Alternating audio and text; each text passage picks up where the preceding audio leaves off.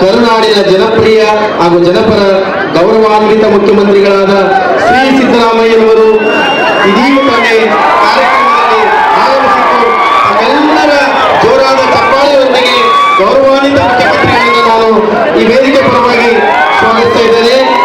ತಾಲೂಕು ಆಡಳಿತ, ತಾಲೂಕು ಪಂಚಾಯತ್, ಧಾರ್ಮಿಕ ದತ್ತಿ ಇಲಾಖೆ ಹಾಗೂ ಶ್ರೀ ಅಂಬಾದೇವಿ ವ್ಯವಸ್ಥಾಪನಾ ಸಮಿತಿ ಸಂಯುಕ್ತ ಆಶ್ರಯದಲ್ಲಿ ಭಕ್ತಿ ಶಕ್ತಿ ಪರಂಪರೆಯ ದಿವ್ಯ ಸಂಗಮವಾಗಿರುವ ಕ್ಷೇತ್ರದ ದೇವತೆ ಶ್ರೀ ಬಗಲಾಮುಖಿ ಅಂಬಾದೇವಿ ಜಾತ್ರಾ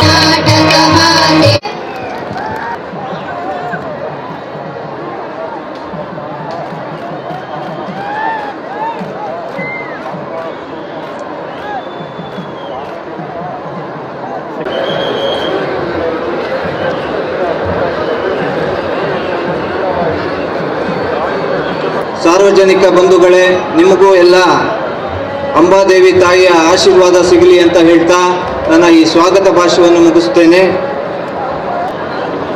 ಶ್ರೀ ವೆಂಕಟಗೌಡ ಬಾಬುಗೌಡ ಬಾದರ್ಲಿ ಅಧ್ಯಕ್ಷರು, ನಗರಾಭಿವೃದ್ಧಿ ಪ್ರಾಧಿಕಾರ ಸಿಂಧನೂರು ಅವರನ್ನು ನಾನು ಹಾರ್ದಿಕವಾಗಿ ಸ್ವಾಗತಿಸುತ್ತೇನೆ.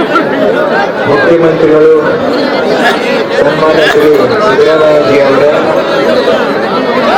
ಹಿರಿಯರು, ಆತ್ಮೀಯರಾದ ಸಾರಿಗೆ ಮತ್ತು ಮುಜರಾಯಿ ಮಂತ್ರಿಗಳಾದ ಸನ್ಮಾನ್ಯ ಶ್ರೀ ಆ ಕಟ್ಟಡವನ್ನ ಶಿಲಾಶಾಸನದ ಕಟ್ಟಡವನ್ನ ಉದ್ಘಾಟನೆ ಮಾಡಲು ಮತ್ತು ದೇವಿಯ ಪ್ರತಿಷ್ಠಾಪನೆ ಮಾಡುವಂತ ಕೆಲಸವನ್ನ ನಾವೆಲ್ಲರೂ ಬಸನಗೌಡ ಅವರೇ, ಇನ್ನೋರ್ವ ಶಾಸಕ ಮಿತ್ರರಾದ ಕುರುವಾಳ ಬಸನಗೌಡ ಅವರೇ, ವಿಧಾನ ಪರಿಷತ್ತಿನ ಸದಸ್ಯರಾದ ಆತ್ಮೀಯರು ಗೆಳೆಯರಾದ ವಸಂತ್ ಕುಮಾರ್ ಅವರೇ, ಇನ್ನೋರ್ವ ವಿಧಾನ ಪರಿಷತ್ತಿನ ಸದಸ್ಯರಾದ 15 ಬಸ್ಸುಗಳನ್ನ ವಿದ್ಯಾರ್ಥಿಗಳಿಗಾಗಿ ಕೊಟ್ಟಿರ್ತಕ್ಕಂಥ ಕೊಡುಗೆ ಸಿದ್ದರಾಮಯ್ಯನವರಿಗೆ ಸಲ್ಲುತ್ತೆ ಎಂಬ ಮಾತನ್ನು ನಾವು ಯಾವುದೇ ಕಾರ್ಯಕ್ರಮವನ್ನ ಪ್ರಾರಂಭಿಸುವುದರ ಮೂಲಕ,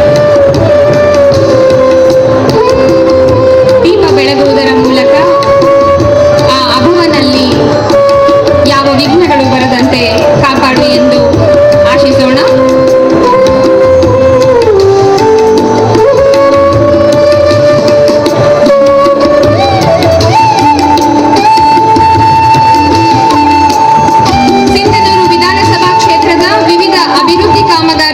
ಶಂಕುಸ್ಥಾಪನೆ ಮತ್ತು ಲೋಕಾರ್ಪಣೆ, ಹಲವು ವಿವಿಧ ಅಭಿವೃದ್ಧಿ ಕಾಮಗಾರಿಗಳ ಶಂಕುಸ್ಥಾಪನೆ ಮತ್ತು ಲೋಕಾರ್ಪಣೆ ವೇದಿಕೆಯ ಬಲಭಾಗದಲ್ಲಿರುವ ನಿಮ್ಮ ವೇದಿಕೆಯ ಮೇಲೆ ಇದೀಗ ತಾನೇ ಆಗಮಿಸಿರುವ ಉದ್ಘಾಟನೆ ಮಾಡಿರ್ತಕ್ಕಂಥ ಕಾಮಗಾರಿ ಈ ಗ್ರಾಮಗಳ ಸೋಮಲ ಶ್ರೀ ವಸಂತ್ ಕುಮಾರ್ ಅವರೇ, ಇನ್ನೊಬ್ಬರು ವಿಧಾನ ಪರಿಷತ್ತಿನ ಸದಸ್ಯರಾದಂತಹ ಬಸನಗೌಡ ಬಾದರ್ಲಿ ಅವರೇ, ನನಗೆ ಹೇಳಿರ್ಲಿಲ್ಲ ಅಂತ ಅನ್ಸುತ್ತೆ. ಇಲ್ಲಿ ಬಂದ್ಮೇಲೆ ಗೊತ್ತಾಯ್ತು ಅಂಬಾದೇವಿಯವರ ಜಾತ್ರೆ ಇದೆ, 2 ಕೋಟಿ ಖರ್ಚು ಮಾಡಿದ್ದೇವೆ. ಉಳಿದ ಹಣವನ್ನು ಕೂಡ ಬಿಡುಗಡೆ ಮಾಡಿ ಅದನ್ನು ಖರ್ಚು ಮಾಡತಕ್ಕಂಥ ಕೆಲಸವನ್ನ ನೆನಪಿನ ಕಾಣಿಕೆಯನ್ನು ನೀಡುವ ಕ್ಷಣ.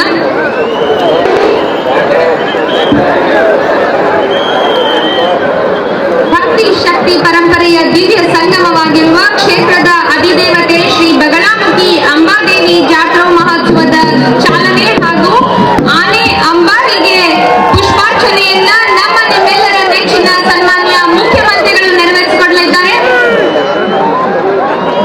ಪುಷ್ಪಾರ್ಪಣೆಯ ಮೂಲಕ ಜಾತ್ರಾ ಮಹೋತ್ಸವಕ್ಕೆ ಅಧಿಕೃತವಾಗಿ ಚಾಲನೆಯನ್ನ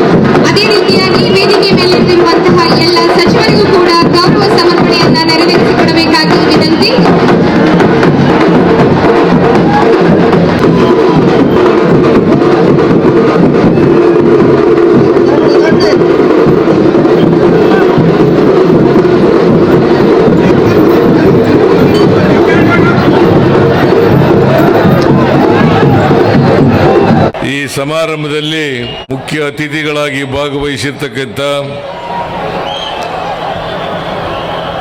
ರಾಯಚೂರು ಜಿಲ್ಲಾ ಉಸ್ತುವಾರಿ ಸಚಿವರು, ವೈದ್ಯಕೀಯ ಶಿಕ್ಷಣ ಸಚಿವರು ಆದಂಥ ಡಾಕ್ಟರ್ ಶರಣ್ ಪ್ರಕಾಶ್ ಪಾಟೀಲ್ ಅವರೇ, ಸಾರಿಗೆ ಸಚಿವರಾದಂಥ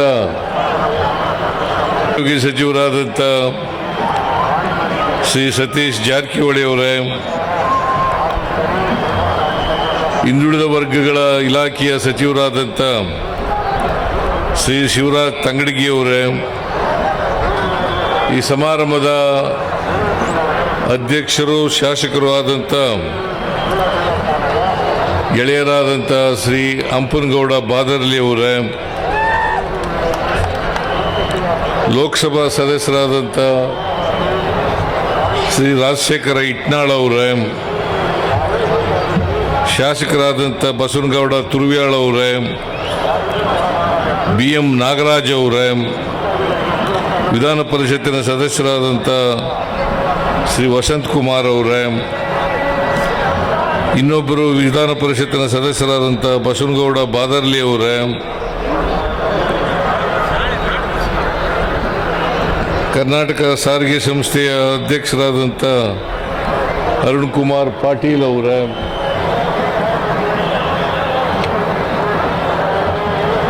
ವೇದಿಕೆ ಮೇಲಿರ್ತಕ್ಕಂಥ ಇತರ ಎಲ್ಲ ಆಹ್ವಾನಿತ ಗಣ್ಯರೇ, ಇಲ್ಲಿ ಮಾಧ್ಯಮದ ಸ್ನೇಹಿತರೆ, ಸಮಯ ಬಹಳ ಕಡಿಮೆ ಇದೆ.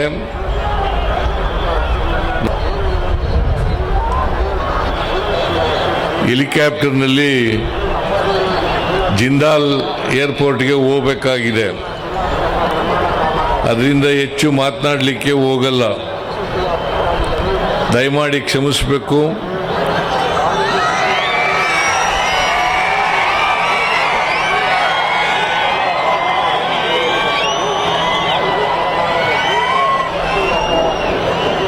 ಇವತ್ತು ಈ ಸಮಾರಂಭದಲ್ಲಿ ಪ್ರಮುಖವಾಗಿ ಅಂಬಾಮಠದ ಅಂಬಾದೇವಿಯ ಜಾತ್ರಾ ಮಹೋತ್ಸವ ಇದೆ.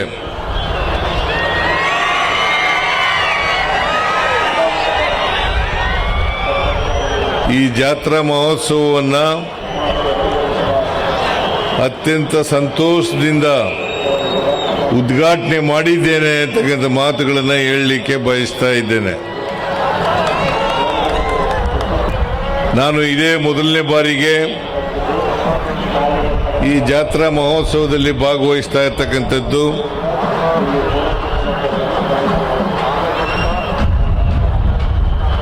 ಅಂಬಾದೇವಿಯ ದರ್ಶನವನ್ನು ಕೂಡ ಪಡೆದಿದ್ದೇನೆ. ಅದು ನನ್ನ ಪುಣ್ಯ ಅಂತೇಳಿ ನಾನು ಭಾವಿಸ್ಕೊಂಡಿದ್ದೇನೆ.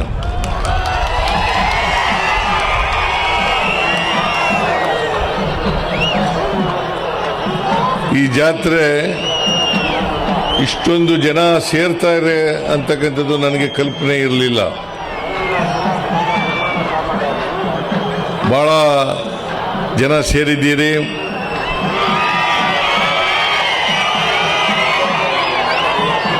ನಿಮ್ಮೆಲ್ಲರಿಗೂ ಕೂಡ ಅಂಬಾದೇವಿಯು ಒಳ್ಳೆಯದನ್ನು ಮಾಡಲಿ ಅಂತೇಳಿ ಈ ಸಂದರ್ಭದಲ್ಲಿ ನಾನು ಕೂಡ ಪ್ರಾರ್ಥನೆಯನ್ನು ಮಾಡಲಿಕ್ಕೆ ಬಯಸ್ತಾ ಇದ್ದೇನೆ.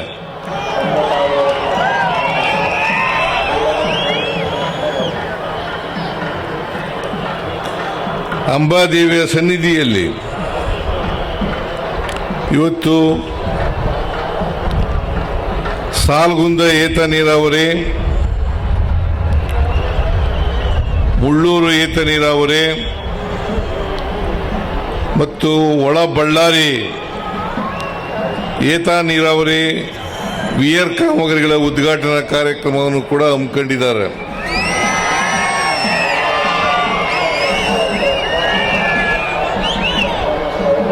ಅಂಪನಗೌಡ ಬಾದರ್ಲಿ ಅವರು ನನಗೆ ಅಭಿವೃದ್ಧಿ ಕಾರ್ಯಕ್ರಮಗಳ ಉದ್ಘಾಟನೆಗೆ ಬರಬೇಕು ಅಂತೇಳಿ ಹೇಳಿದ್ರು. ಅಂಬಾದೇವಿಯವರ ಜಾತ್ರೆ ನಡೀತದೆ ಅಂತ ಹೇಳಿರಲಿಲ್ಲ.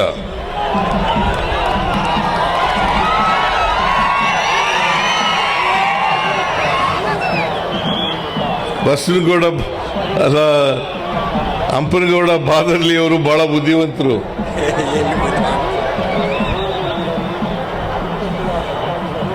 ನಾನು ದೇವರ ಕಾರ್ಯಕ್ರಮಕ್ಕೆ ಬರಬೇಕು, ಅದನ್ನು ಉದ್ಘಾಟನೆ ಮಾಡಬೇಕು ಅಂತಂದ್ರೆ ಬರದೇ ಇರಬಹುದು ಅಂತೇಳಿ ಗ್ರಹಿಸ್ಕೊಂಡು ನನಗೆ ಹೇಳಿರಲಿಲ್ಲ ಅಂತ ಅನಿಸುತ್ತೆ. ಇಲ್ಲಿ ಬಂದ ಮೇಲೆ ಗೊತ್ತಾಯಿತು ಅಂಬಾದೇವಿಯವರ ಜಾತ್ರೆ ಇದೆ, ಆ ಜಾತ್ರೆನೂ ಉದ್ಘಾಟನೆ ಮಾಡಬೇಕು, ಅದರ ಜೊತೆಗೆ ಅಭಿವೃದ್ಧಿ ಕಾರ್ಯಕ್ರಮಗಳಿಗೆ ಶಂಕುಸ್ಥಾಪನೆಯನ್ನು ಕೂಡ ಮಾಡಬೇಕು ಅಂತಕ್ಕಂಥದ್ದು ಗೊತ್ತಾಯಿತು. ನಾನು ಬಹಳ ಸಂತೋಷದಿಂದ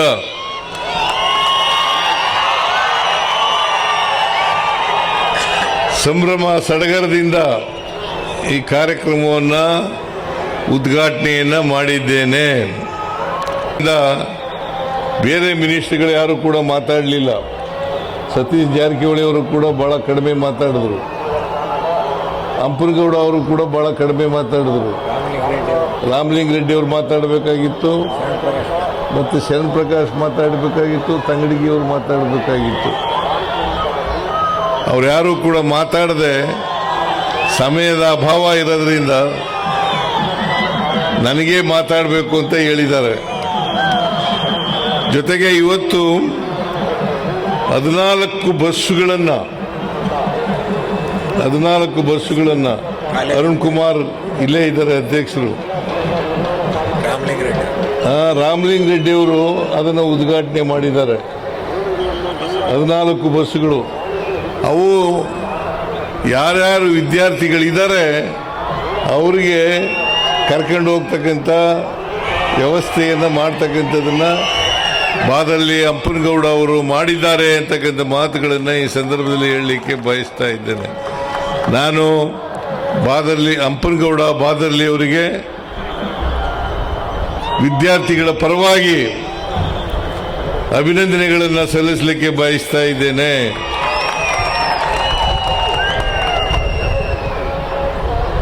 ನಾವು ಕರ್ನಾಟಕ ನೀರಾವರಿಗೆ ಹೆಚ್ಚು ಒತ್ತು ಕೊಟ್ಟು ಕೆಲಸ ಮಾಡ್ತಕ್ಕಂಥ ಪ್ರಯತ್ನವನ್ನು ಮಾಡ್ತಾ ಇದ್ದೀವಿ.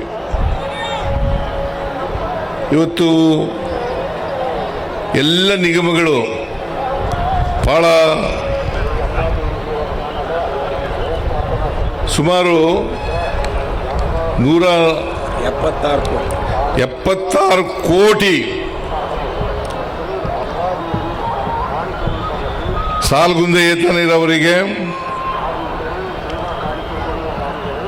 71 ಕೋಟಿ,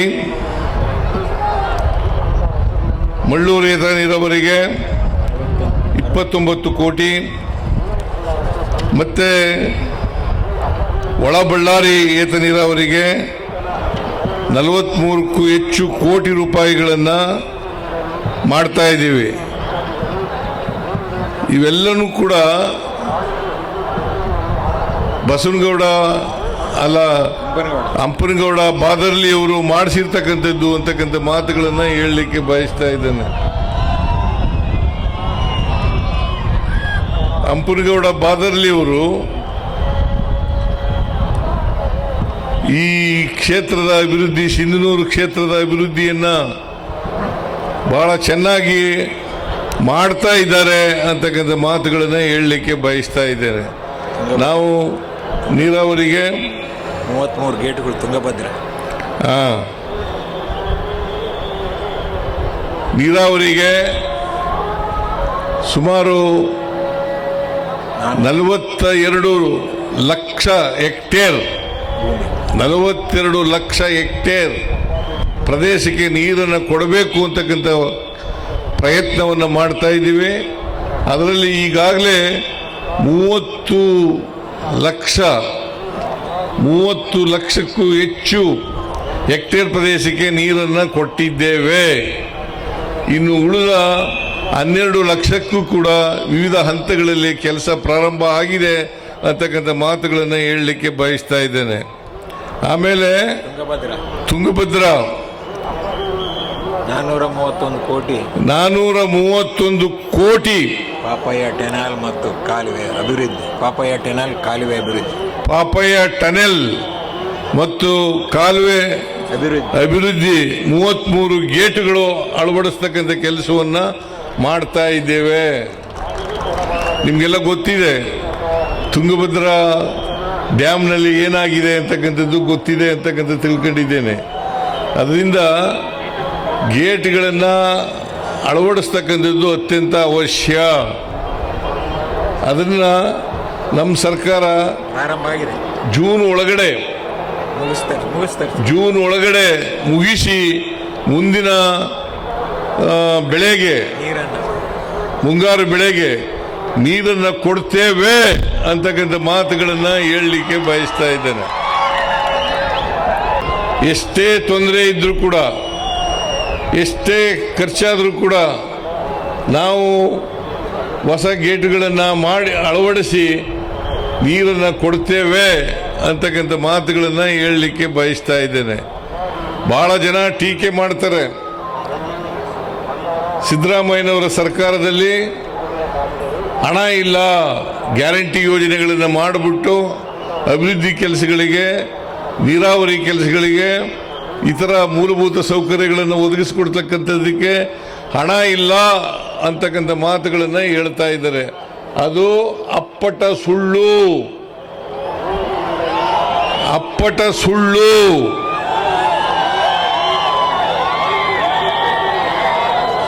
ಗ್ಯಾರಂಟಿ ಯೋಜನೆಗಳನ್ನು ಮಾಡಿರ್ತಕ್ಕಂಥದ್ದು ನಿಜ. ಹಾಗಂತೇಳಿ ಯಾವುದೇ ಅಭಿವೃದ್ಧಿ ಕೆಲಸಗಳನ್ನು ಮಾಡಲಿಕ್ಕೆ ನಾವು ಹಿಂದೆ ಬಿದ್ದಿಲ್ಲ. ಅಭಿವೃದ್ಧಿ ಕೆಲಸಗಳನ್ನು ಮಾಡ್ತಾ ಇದ್ದೀವಿ. ಗ್ಯಾರಂಟಿ ಯೋಜನೆಗಳನ್ನು ಕೂಡ ಜಾರಿ ಕೊಡ್ತಕ್ಕಂಥ ಕೆಲಸವನ್ನು ಮಾಡ್ತೇವೆ ಅಂತಕ್ಕಂಥ ಮಾತುಗಳನ್ನು ಈ ಸಂದರ್ಭದಲ್ಲಿ ಹೇಳಲಿಕ್ಕೆ ಬಯಸ್ತಾ ಇದ್ದೇನೆ. ಅದರಿಂದ ಇವತ್ತು ಗ್ಯಾರಂಟಿ ಯೋಜನೆಗಳಿಗೆ ಸುಮಾರು 1,12,000 ಕೋಟಿ ರೂಪಾಯಿಗಳನ್ನು ಗ್ಯಾರಂಟಿ ಯೋಜನೆಗಳಿಗೆ ಖರ್ಚು ಮಾಡಿದ್ದೇವೆ. ಶಕ್ತಿ ಯೋಜನೆ, ಇಲ್ಲೇ ಕೂತಿದ್ದಾರೆ ರಾಮಲಿಂಗಾರೆಡ್ಡಿ ಅವರು, ಶಕ್ತಿ ಯೋಜನೆ 643 ಕೋಟಿ ಮಹಿಳೆಯರು ಓಡಾಡ್ಯಾರ. ಈಗಾಗಲೇ ಪ್ರಯಾಣಿಕರು 640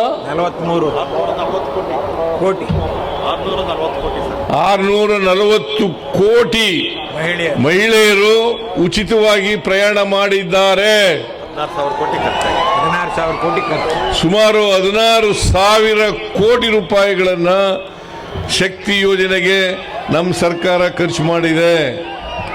ಶಕ್ತಿ ಯೋಜನೆ, ಗೃಹಲಕ್ಷ್ಮಿ, ಗೃಹ ಜ್ಯೋತಿ, ಅನ್ನಭಾಗ್ಯ ಮತ್ತು ಯುವ ನಿಧಿ ಕಾರ್ಯಕ್ರಮಗಳಿಗೆ 1,12,000 ಕೋಟಿ ರೂಪಾಯಿಗಳನ್ನು ಇಲ್ಲಿವರೆಗೆ ಖರ್ಚು ಮಾಡಿದ್ದೇವೆ. 1,12,000. ಈ ವರ್ಷ ಸುಮಾರು 52,000 ಕೋಟಿ ರೂಪಾಯಿಗಳನ್ನು ಖರ್ಚು ಮಾಡ್ತಾ ಇದ್ದೇವೆ. ಅದರಿಂದ ಇವತ್ತು ಕರ್ನಾಟಕ ರಾಜ್ಯದ ಅಭಿವೃದ್ಧಿಯನ್ನು ಮಾಡಬೇಕು ಅಂತಕ್ಕಂಥದ್ದು. ಯಾಕಂತಂದರೆ ಕರ್ನಾಟಕದಲ್ಲಿ ರಾಜಸ್ಥಾನ ಬಿಟ್ಟರೆ ಇಡೀ ದೇಶದಲ್ಲಿ ಕರ್ನಾಟಕ ನಂಬರ್ 2 ಸ್ಥಾನದಲ್ಲಿ ಇರ್ತಕ್ಕಂಥ ಒಣಭೂಮಿ ಹೆಚ್ಚು ಇರ್ತಕ್ಕಂಥ ಪ್ರದೇಶ ಕರ್ನಾಟಕ. ಆದ್ದರಿಂದ ಕರ್ನಾಟಕದಲ್ಲಿ ನಾವು ಹೆಚ್ಚು ನೀರಾವರಿ ಪ್ರದೇಶವನ್ನು ಮಾಡಬೇಕು, ಅದರಿಂದ ಹೆಚ್ಚು ಜನರಿಗೆ ನೀರನ್ನು ಕೊಡಬೇಕು, ಹೆಚ್ಚು ಭೂಮಿಯನ್ನು ಹಸಿರು ವಲಯವನ್ನಾಗಿ ಮಾಡಬೇಕು ಅಂತಕ್ಕಂಥದ್ದು ನಮ್ಮ ಉದ್ದೇಶ. ಅದನ್ನು ಮಾಡ್ತಾ ಇದ್ದೀವಿ ಅಂತಕ್ಕಂಥ ಮಾತುಗಳನ್ನು ಹೇಳಲಿಕ್ಕೆ ಬಯಸ್ತಾ ಇದ್ದೇನೆ. ಅದರಿಂದ ಸಿಂಧನೂರು ಒಂದೇ ಅಲ್ಲ, ಇಡೀ ರಾಜ್ಯದಲ್ಲಿರ್ತಕ್ಕಂಥ ಎಲ್ಲ ನೀರಾವರಿ ಯೋಜನೆಗಳನ್ನು ಇವತ್ತು ಚುರುಕುಗೊಳಿಸ್ತಕ್ಕಂಥ ಕೆಲಸವನ್ನು ಮಾಡ್ತಾ ಇದ್ದೀವಿ. ಅಪ್ಪರ್ ಕೃಷ್ಣ ಮೂರನೇ ಹಂತ ಅದು ಕೇಂದ್ರ ಸರ್ಕಾರ ಇನ್ನೂ ಕೂಡ ಗೆಜೆಟ್ ನೋಟಿಫಿಕೇಶನ್ ಅನ್ನು ಮಾಡಿಲ್ಲ. 2013ರಲ್ಲೇ ಅದು ಇತ್ಯರ್ಥ ಆಗಿ ನಮಗೆ ನ್ಯಾಯ ಸಿಕ್ಕಿದ್ರೂ ಕೂಡ 173 TMC ನೀರನ್ನು ಬಳಸ್ಕೊಳ್ತಕ್ಕಂಥ ಕೆಲಸ ಆಗಬೇಕಾಗಿದೆ. ಅದನ್ನು ಬಳಸ್ಕೊಳ್ಳಿಕ್ಕೆ ನಾವು ತಯಾರಾಗಿದ್ದೀವಿ. ಆದರೆ ಕೇಂದ್ರ ಸರ್ಕಾರ ಗೆಜೆಟ್ ನೋಟಿಫಿಕೇಶನ್ ಅನ್ನು ಮಾಡಬೇಕು. ನಾವು ಕೇಂದ್ರ ಸರ್ಕಾರವನ್ನು ಅನೇಕ ಸಾರಿ ನಾನು ನೀರಾವರಿ ಮಂತ್ರಿಗಳು ಇಬ್ಬರೂ ಕೂಡ ಹೋಗಿ ಒತ್ತಾಯವನ್ನು ಮಾಡ್ತಕ್ಕಂಥ ಕೆಲಸವನ್ನು ಮಾಡಿದ್ದೇವೆ.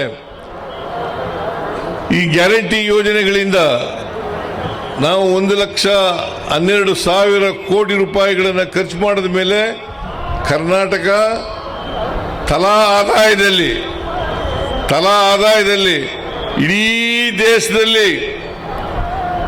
ದೇಶದಲ್ಲಿ ನಾವು 1ನೇ ಸ್ಥಾನದಲ್ಲಿದ್ದೇವೆ ಅಂತಕ್ಕಂಥದ್ದನ್ನು ಕೂಡ ಇವತ್ತು ನಿಮಗೆ ತಿಳಿಸಲಿಕ್ಕೆ ಬಯಸ್ತಾ ಇದ್ದೇನೆ. ಇಡೀ ದೇಶದಲ್ಲಿ ಕರ್ನಾಟಕ ನಂಬರ್ ಒನ್ ಪೊಸಿಷನ್ನಲ್ಲಿ ಇರ್ತಕ್ಕಂಥದ್ದು. ಸೊ ಅದರಿಂದ ಕೂಡ ಅಭಿವೃದ್ಧಿ ಕೆಲಸ ಮಾಡಲಿಕ್ಕೆ ಹಿಂದೆ ಬೀಳಲ್ಲ. ನಾವು ನುಡಿದಂತೆ ನಡೀತಕ್ಕಂಥ ಸರ್ಕಾರ.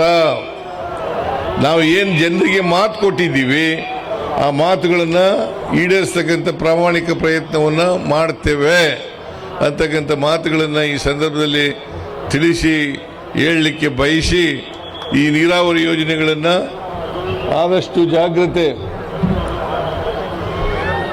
ಜಾಗ್ರತೆ ಮಾಡಿ ನೀರನ್ನು ಮುಂದಿನ ಟೈಲೆಂಡರ್ಸ್ಗೆ ಕೊನೆ ಭಾಗದ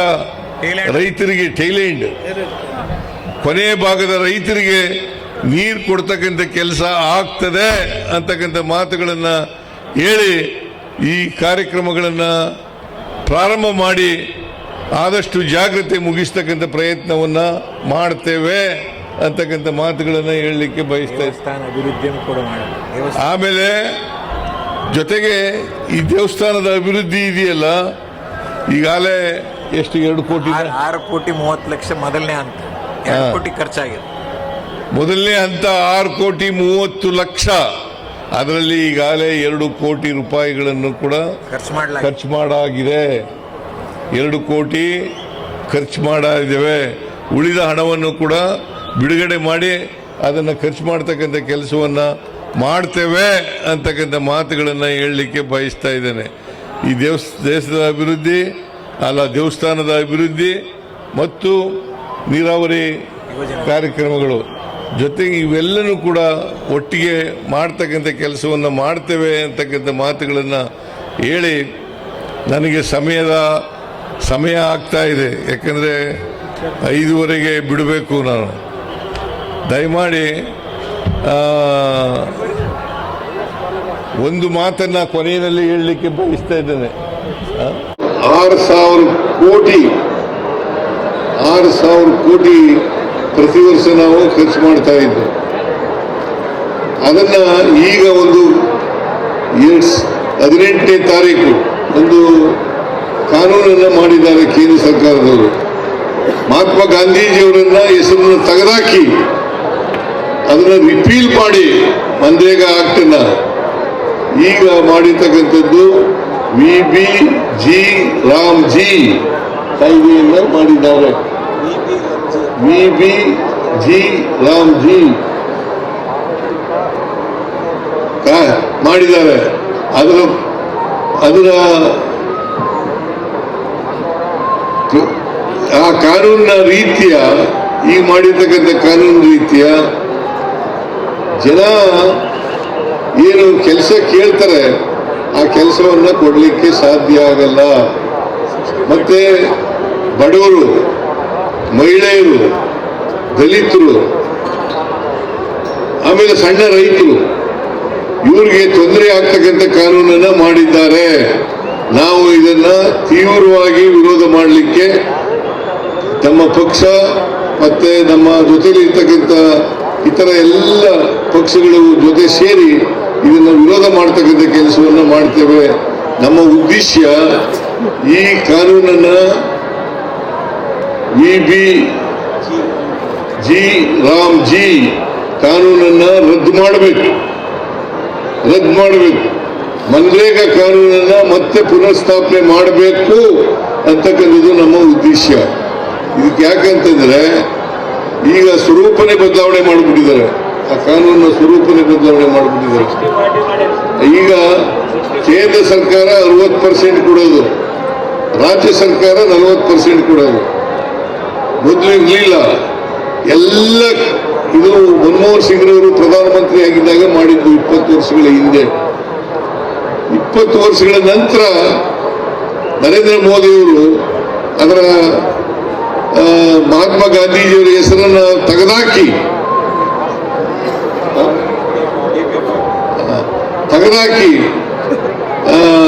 ಈಗ GVBG ರಾಮ್ಜಿ ಕಾಯ್ದೆಯನ್ನು ಮಾಡಿದ್ದಾರೆ. ಇದನ್ನ ನೀವೆಲ್ಲರೂ ಕೂಡ ವಿರೋಧ ಮಾಡಬೇಕು. ಯಾಕಂತಂದ್ರೆ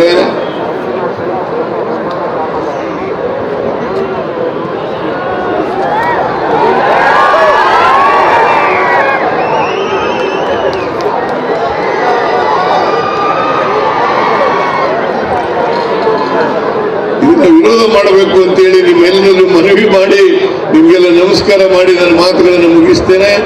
ಜೈ ಹಿಂದ್, ಜೈ ಕರ್ನಾಟಕ.